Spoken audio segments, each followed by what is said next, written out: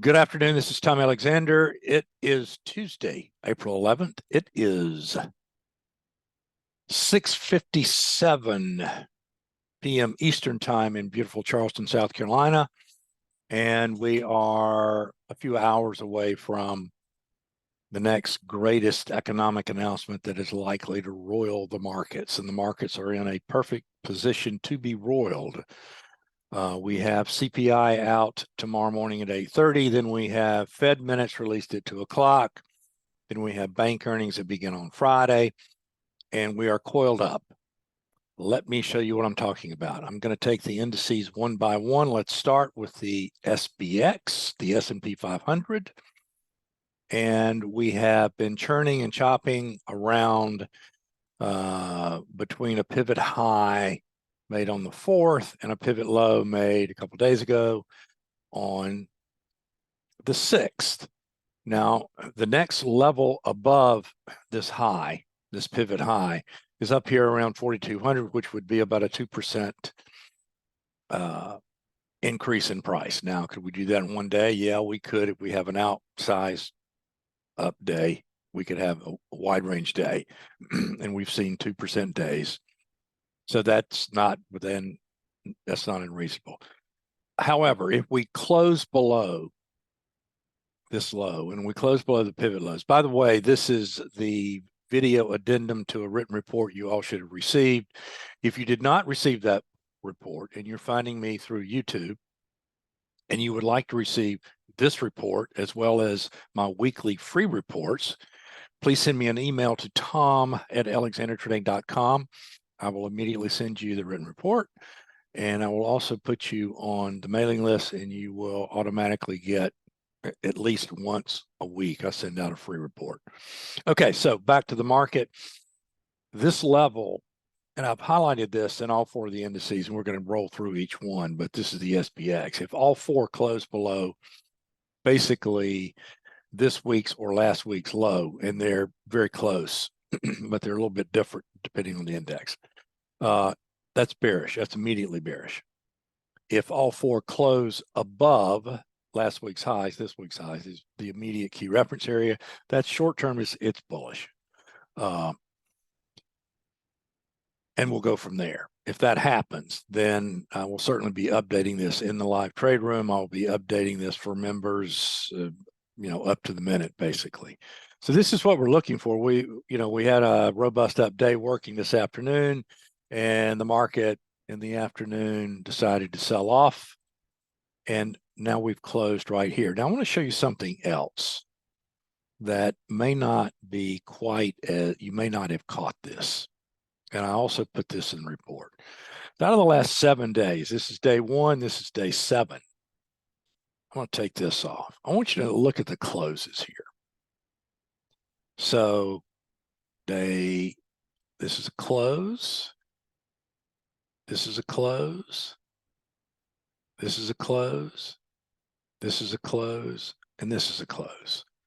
So 3 of these closes are right on top of each other. But the gist of this is that 5 of the last 7 closes, you're not seeing my screen, are you? So let's show my screen. Here we go. Now, here we go. So 5 of the last 7 closes have been in this extremely narrow range. This is actually less than a 0.2% range. It's less than 8 handles. Now I want to go back because I didn't have the camera rolling. And let's look at, so if we were to rally up to 4,200, you're talking about a 2% rally, okay? That's not that much. If we trade below here, it opens up. This is an elevator shaft below here. There is nothing from an auction market perspective below this level right here until maybe you get down and you close this gap. Now, what do I mean by an auction market perspective? I don't use magic numbers. I don't slap Fibonacci retracements on here. Could this market stop at a Fibonacci retracement before it takes out the lows? It almost certainly will. And why wouldn't it? Because there are so many of them. Pick one. what I have found from experience is because this is so vertical, it's conviction. And there's a logic behind conviction. It's big money driving the market directionally. Now, what happens when you have a range tested that has been created by big money is that same big money, the deeper it goes into that retracement, can turn around on a dime, and you can see the thing retrace in as quickly as it was created. So if we do close below this level and we close below the equivalent level on all the indices, then you could have a really sharp move to the downside where I don't know. And there is no one obvious point. This is a more obvious level up here, this 4,200 level. It's where previous price occurred. It's also a round number. You know, option prices gravitate to these round numbers. That's just the reality of the trading world today. Okay, let's take a look at the NDX. And the NDX has closed in the middle between this pivot high and this pivot low. It's about 5.5% move higher to the August high, and then to the downside about 3.5% down to this area in here. Now, if we close below the low of the 6, that is that equivalent close I referred to in the SPX that would be bearish. Now let's take a look at the Dow. Now this is something that's important. If you look at all four of these, the Dow was the only one that took out its pivot high prior to today.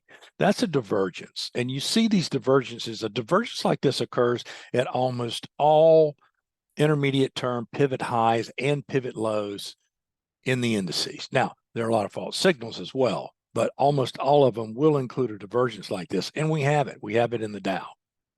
So the next level in the Dow is up above, if the Dow can get through all this volume, a little bit more than 2%, then you're in another key reference area to the upside.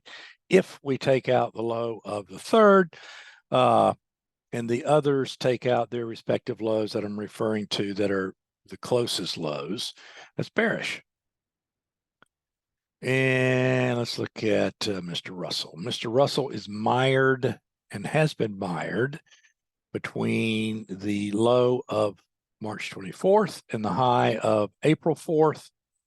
And we have about a 1.5% rally to the April high, and then to the downside from the night's close, you're looking at about 5% to the March 24th low. Okay, let's look at a couple of other things here. Now, I use breadth, NYSE, advancing minus declining issues. The red line is a 10-day moving average of NYSE advancing issues. The green is a 5-day moving average of NYSE advancing issues. And the blue is just closing breadth. And, you know, what is this saying? Not much is the short answer. This is something that I think is going to have meaning if we take out this pivot low, or if we get to near 4,200. But right here, it could break either way. There's no big immediate directional tell here. On the other hand, from this particular perspective of breadth and price, now this is a 30-minute chart of the SPX, the cash S&P, the SPX. This is breadth. Now, breadth is at a level from where you will very often get market turns if you're forming a top and in the instance of being in a bear leg. Now, we're not in a bear leg. That hasn't been confirmed. This is a bull leg. We're making higher highs and higher lows, and breadth has behaved accordingly. The price-breadth relationship has clearly reflected a bear leg. A bull leg. A bull leg, regardless of whether this is a bull market or a bear market, this has been a bull leg within that larger degree context. Higher highs, higher lows. When breadth has reached a downside extreme, we've immediately formed a bottom and made higher highs, etc. Well, this is being put to the test as we come into this number tomorrow. So this was today at its peak. This was pretty healthy breadth, and we had not quite taken out this previous high, and we had that divergence in the Dow. Remember that. So this is a test. Now, this is not causation, it's correlation. If the market likes this number at 830, then it's going to turn around and it's going to rip higher somewhere. And I don't think it'll just blow through 4,200. It could reach 4,200 in the next day or two. And if that occurs, then you're going to get breadth is going to be very, very healthy and very, very robust. And it should close somewhere in this area also. Okay. Now, if we get a big push up in the cash market early tomorrow and breadth is not playing along, breadth is not positive, and it starts to roll over, pay attention. That's a sell. That's a strong sell. And you could be catching the top of the beginning of a relatively significant change in trend. It's not a prediction. It's just something to keep an eye out. Hope you found value in this. Going to be an interesting next 2 or 3 days. I'll speak with you soon.